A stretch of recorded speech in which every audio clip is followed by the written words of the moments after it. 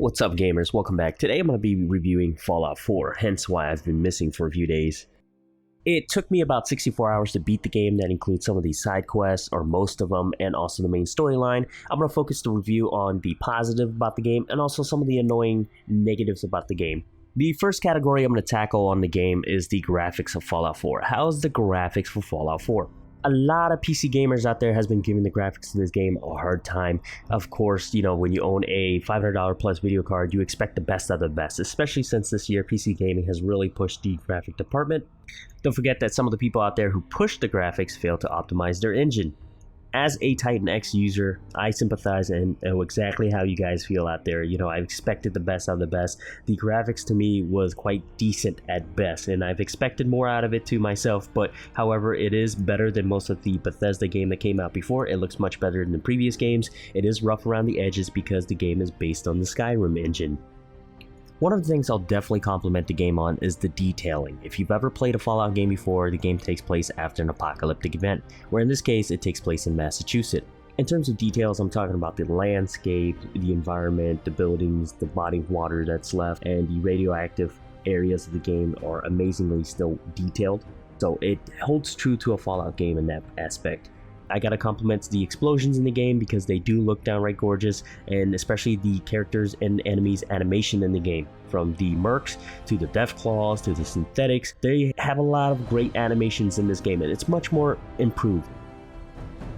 Another thing I would definitely compliment for the graphic department is the weather effects and the skybox in the game. It's downright awesome in this game. So in short, with everything else at decent and the explosion effects and the animations are superb, hopefully we'll see some mods that are coming out soon that will push the graphics beyond. So that will definitely fix that up. One of the most enjoyable aspects about the game is the character customization and creation in the game. How is the character creation? To me, it was pretty nice, especially in terms of how you can tweak your character's face. And I spent quite a bit of time on that, so the character customization is fantastic in this game. You can make the character personally the way you want it to look using your mouse, clicking on spots, raising and dragging those lines. You can change your hairstyle, change your skin tone, and add a couple scars to your face. You can even look like you were beaten up by your wife. It's a fantastic, fun thing to play with. So the character creation is fantastic to create the character that you feel will represent you in the game.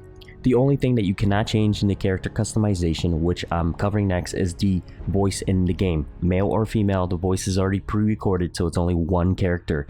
So yes, your character in this game does speak this time around, and yes, that does add a bit of immersion to the game, and people tend to pay more attention when their character's talking in the game. So I didn't skip out as much text in this game when I played it. I definitely listened to the voices, and this time around the voiceover worked for every character in the game. In fact, it is definitely up a notch. It's impressive. It's the best I've seen in a Bethesda game yet. The music is also top-notch for the game. Of course, they brought back and recycled some of the oldies that you've heard from the Pip-Boy from the previous Fallout games. However, they also added new ones. There's also some game-exclusive ones that are really well done. I really like some of the theme songs for the new Fallout. It is also a fantastic work on the music, so the scores, fantastic. The next part I'm going to cover is the quest for the game. How is the questing in the main storyline and the other quests? Now, I definitely don't want to get into too much details about the main storyline itself, since I know some of you guys out there will definitely play the game later on, but the story is about looking for your son in the game, and that's the main storyline as you progress through the game. A little bit of things get changed up, so you definitely want to progress in the game to see these changes. Now, there are plenty of side quests in this game, and the map does look a bit small, but once you actually explore the wasteland, you'll see that there's a lot of content out there. The side quests can range from saving settlements to killing things, and mostly, of course, killing more things. Now, there are certain quests out there that isn't just mainly focused on killing things. Some of the quest choices you make in the game does affect other NPCs around that particular quest. However, that quest doesn't really affect the main plotline itself. And the other thing about those quests is that the quest itself doesn't deviate from the main plotline. It doesn't affect the main plotline itself in any ways. The main plotline is already set. There are certain choices in the main plotline. There are certain factions you can join. However, they don't really affect them in any ways if you do those quests. But the thing I do enjoy about the quest is that there's tons of quests out there, and the discovery of quests is the fun aspect of the game. Whether you have the radio turned on, you might get a random quest from somewhere, or you might discover radio distress calls, or you might even discover random quests popping up at certain places by just running around. And I feel like after playing 64 hours, I feel like I've missed certain quests, and I'll be honest with you, I've seen some of my quests fail because of the choices I picked from the main plotline itself. So those side quests can be affected by the main plotline depending on the choice you make. However, the only downside about the dialogue itself this time is that it's changed, and I think it's more of a double-edged sword that they did this, because some people do enjoy this aspect and some people do not. The thing is that the dialogue choices comes in 4 responses, mostly a yes, no, a sarcasm, or you can actually answer with a question. And the thing about this is that yes, people want to know what they're going to say, people want to know what dialogues comes out of the character's mouth so that they can understand in an RPG the moments in the game. They want to immerse themselves. And no, because it's a surprise to people. You know, you're going to be sarcastic, you don't want to know your line, and he spouts something really funny out. So some people do like that. Aside from just the questing, the plotline in the game and the stories could have branched out a lot more. Unfortunately, it didn't do that. They didn't focus on the story a lot more, so it's decent enough that I did the quest anyways, and I did find some star quality ones out there. There are certain quests that I did enjoy, but majority of the times, I think a lot more could have been done to the quest systems and made it a lot more enjoyable. And I think this happened because they took away the karma systems and the reputation systems, so that is gone from the game, unfortunately. Which in turns doesn't really make you feel like a bad guy in the game if you ever wanted to be a bad guy. Like, you can't even join the Raiders if you wanted to, so you're always on the same plot of being a good guy, but you can make some bad choices and be a dick. The only thing I didn't really enjoy from the dialogue and the questing aspect, honestly, is just the interface itself. The interface is a bit wonky for me because it's made for a controller, and I didn't want to play the game on the controller. I wanted to use a keyboard and mouse. And, you know, you couldn't rebind the keys, and I found that a bit annoying. However, I'm hoping that there would be a mod that comes out that changes the way the interface is worked out, because the interface is definitely catered to a controller player. So in order to enjoy the interface a lot more, you would have to play with a controller. Not saying it's a bad thing, but for a keyboard and mouse player, it can be a little bit annoying.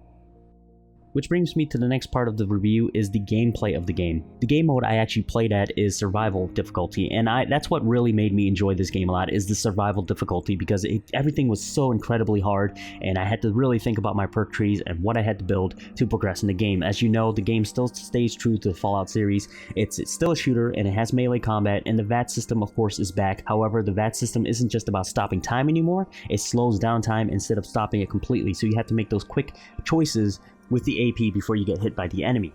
Not only that, but I find that the melee and the shooting combat in the game is a lot more smoother than the previous titles in the series, so it's a definite improvement from the previous. Now, of course, the survival difficulty doesn't mean that it's about survival mode where you're focused on eating and drinking. It's more focused on how hard the enemy will be, how hard they hit, the multiplier behind it, and your radiation buildup, and how you heal in the game by eating and drinking.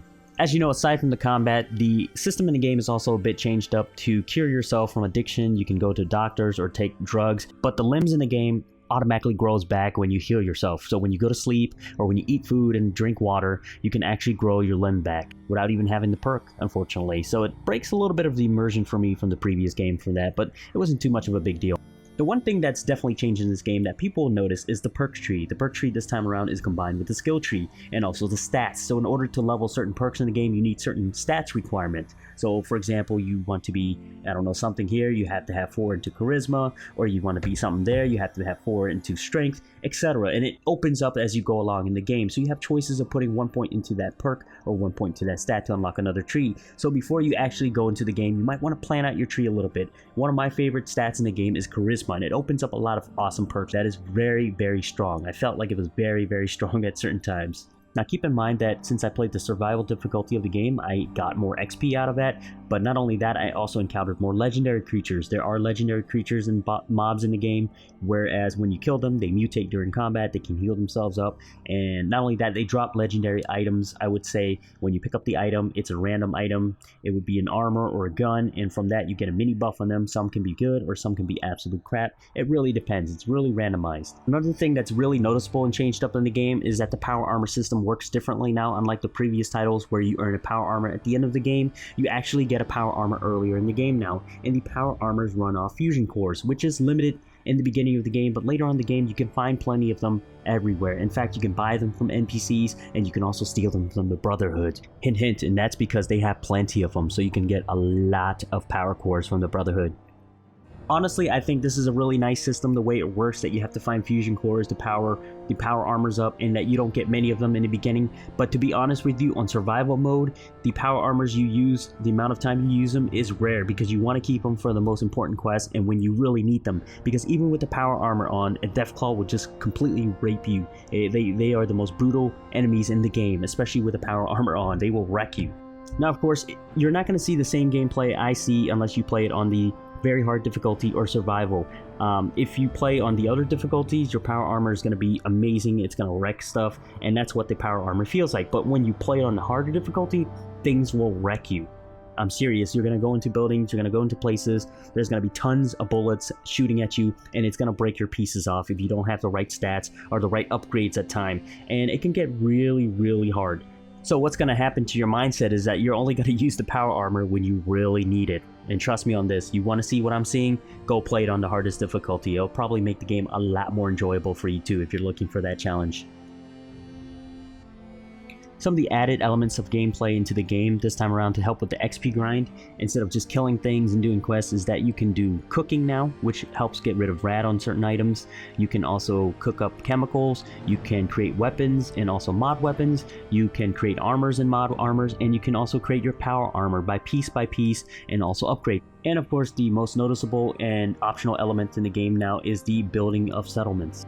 But first things first, I do like the armor system in the game. It's really awesome because the fact that it's layered instead of just one piece now. There are certain one pieces out there that you can wear, which gets rid of all the layered armor pieces, but there are certain times where you can wear different layered pieces for each limbs, the chest, the legs, the arms, and pretty much from there you can mix and match the pieces to your liking or stats. The other aspect of the game that I really like is the fact that I like how the weapon modification works in the game. You can mix and match certain pieces of the barrels, the sight, and also the weaponry and how much damage it does, and the recoils and the accuracy of the weapon. So depending on how you stats it and what type of perk you have, so it really depends on your perk on how your modification works out. So if you're using plasma and you want better plasma guns, you need to advance in a certain perk like science. Sometimes you need two types of perks to advance a certain type of weapon or a certain aspect of the weapon.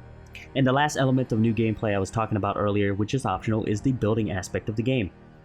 I kind of enjoyed the building aspect of the game because it makes the junks in the game that you collect, since you're always busy looting in the game, of course, is that they're a lot more useful. You can just throw it on a workbench, and as time goes along, when you need the component, it automatically breaks it down for you. You can also buy components from NPCs, and also you can buy junks from NPCs. I've never imagined a day where I would be paying bottle caps for junks from NPCs.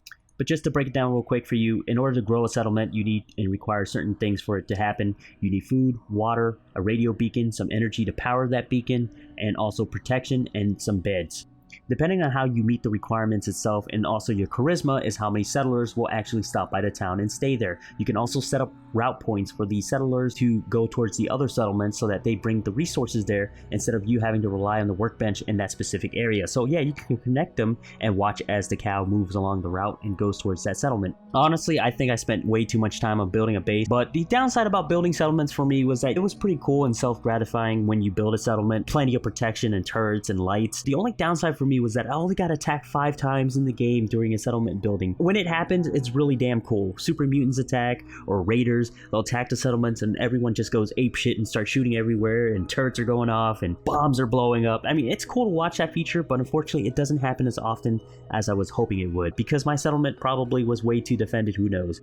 Hoping that some expansion or mod will come out which will increase the amount of attacks on settlement. That would be really awesome. And in order to know when a settlement is attacked, you have to leave your radio on a certain station frequency.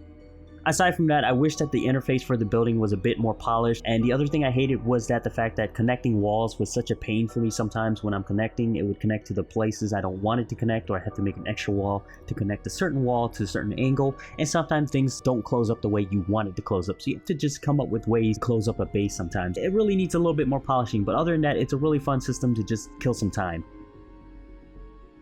The last thing I'll cover is the AI, the companion, and the enemies in the game. The AI of the game is really subjective to one's difficulty play. To be honest with you, if you played it at an easier difficulty, you're not going to see the AI the way I see it. The way that I see the AI is that they're pretty damn smart in the game. I do see them take cover, I do see them throw grenades, and I do see them coordinate attacks. There are certain times when they run up and down certain places. The only downside I didn't like about them is that the fact that they always land perfect grenades at time, and it's always late for you to run away from it. So many of the deaths that I had was always perfect grenade landing. It's crazy how perfect their grenade is. But other than that, they do really well on the survival difficulty.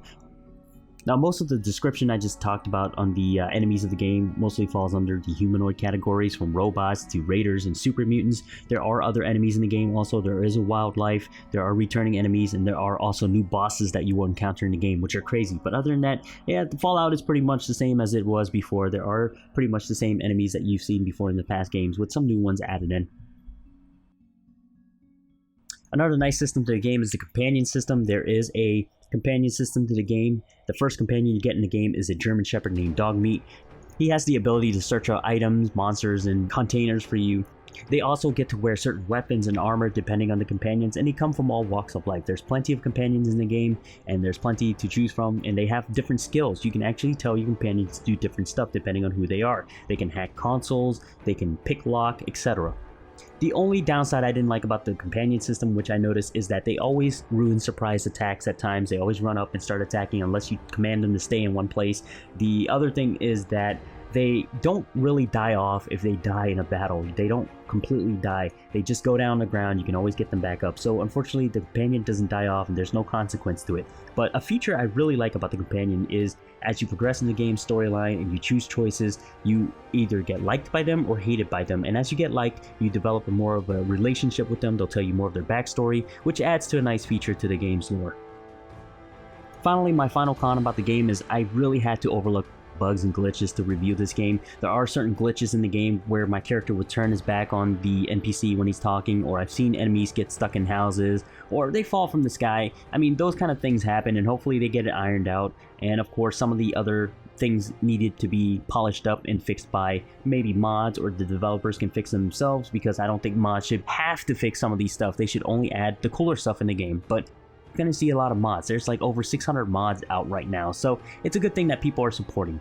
Finally, guys, the review for the game was really polarized. For me, in my opinion, I'm going to say on the positive side, I liked the game because I actually turned up the difficulty later on. At first, when I played it on normal a little bit, I was like, this is too easy. It wasn't as much enjoyable. But as soon as I turned up the difficulty, I enjoyed the game a lot more in different perspective. So guys, my final saying about the game is that I'm not really a Fallout 4 fan. I wasn't really hyped about the game. I wasn't really expecting much out of it. And this is because the studio that made the game is probably about 20 minutes away from me. So, you know, I didn't have high expectations for it, and I went in and I pretty much enjoyed it because of this reason. Probably most people I've seen that had negative reviews were really hardcore Fallout fans and had high expectations. This is one thing I always tell people, is never ever hyped a game. I tell this to people in many of my videos, never hype a game, because you're gonna get sorely disappointed. But if you don't look forward to it and you play it, you might end up surprised. You know, the game did improve in many aspects, but it also went backwards on many of the aspects of the game that we loved before in the previous Fallout. So I understand where the negative reviews are coming from, and I see your point also.